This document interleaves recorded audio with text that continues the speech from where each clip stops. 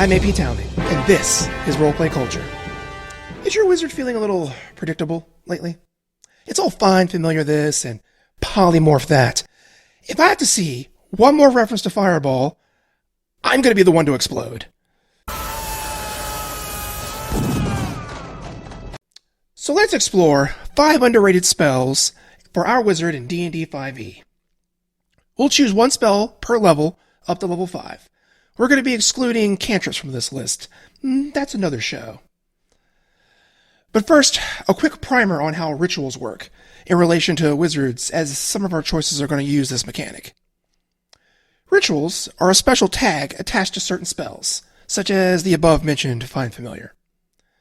As long as the character has the ritual caster ability, either from their class or a feat or some other source, and that they know the relevant ritual or have it prepared, the character can cast any ritual without spending a spell slot just by adding 10 minutes to the casting time.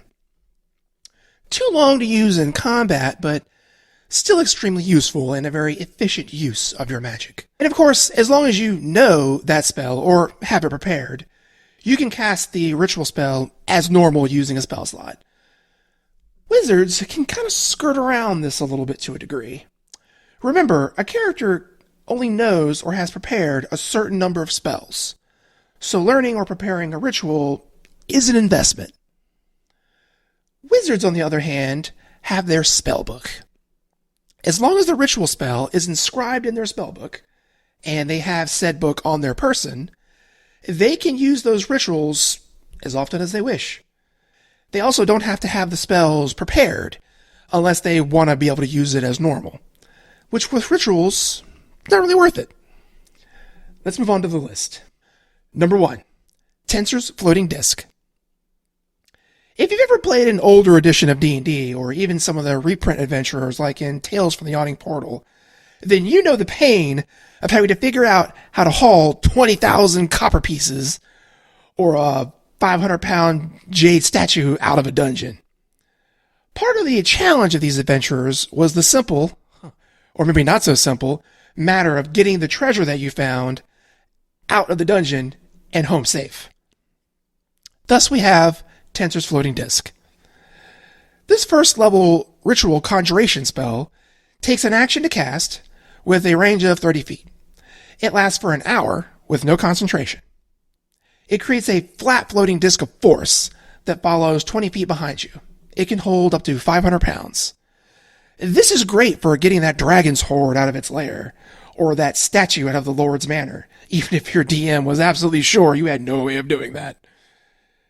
You could even use it as a litter for most of your dead buddies who thought attacking that lich was a great idea. It's a ritual, as said, and you can keep casting as long as you want, even if it might make a little bit of slow going. Number 2, Darkvision. Okay, hear me out. I'm not sure I've ever actually seen anyone take this spell for their character. Ever. Which is a shame, and that's kind of the reason why it's underrated.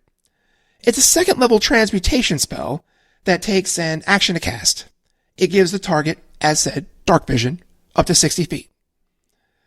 But more importantly, it lasts for 8 hours and doesn't require concentration, so it's a good fire-and-forget spell. The real reason to use this spell is because, inevitably, when you have a party with some members who have Darkvision, there's always going to be at least one who doesn't.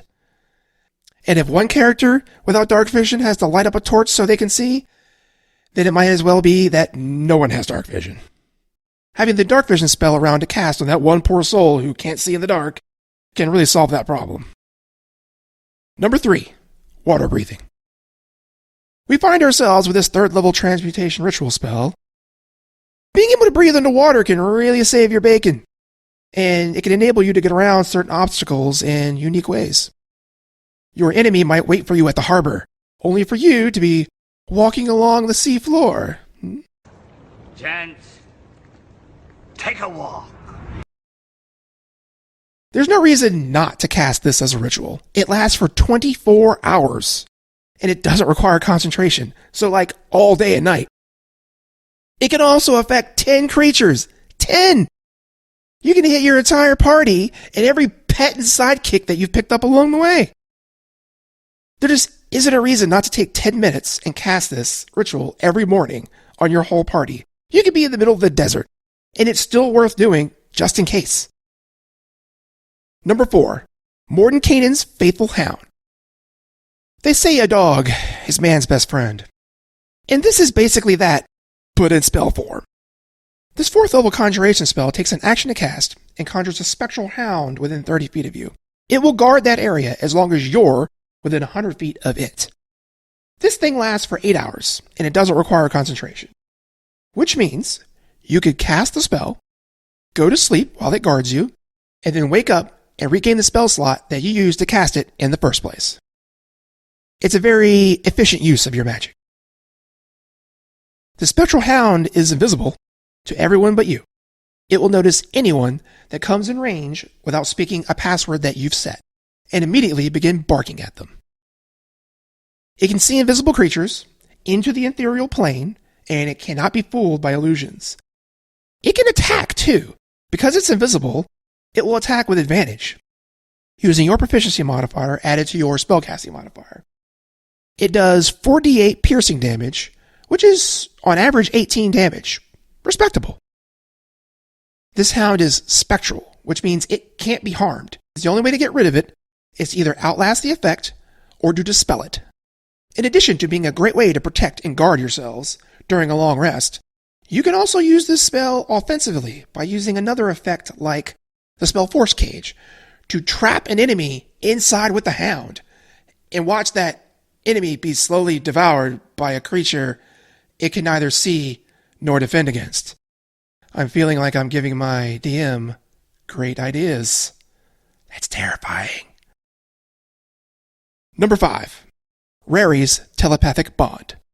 There are so many good 5th level spells, like Animate Objects or Wall of Force, or even lower level spells that you can upcast using your 5th level spell slots, like Banishment. So it can be hard to justify choosing an underrated spell with your limited resources, which is why it's so important that this choice be a ritual, so we can keep it in our spell book and not take up any spell slots or spells prepared. This 5th level divination ritual telepathically links up to 8 creatures within a range of 30 feet for 1 hour. More than enough for the whole party. After that, it's pretty simple. You all can communicate telepathically with each other at any distance, as long as you're on the same plane of existence. Though I would never advocate splitting the party. This would certainly mitigate some of the problems you might run into just by being able to talk to each other from different rooms of the dungeon. If you've got a tough DM who isn't going to let you discuss strategy in front of the BBEG, well, this can help you get around that problem. Trust me, players can get up to some pretty crazy shenanigans with this spell, from cheating at cards to distracting that suspicious group of enemies while the other half of your party loots their manor. Yeah, wild times are had. So that's it.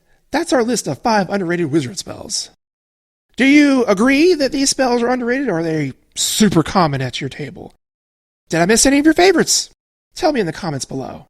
I almost put Bigby's Hand in here, but a certain known bard has already blown that one up.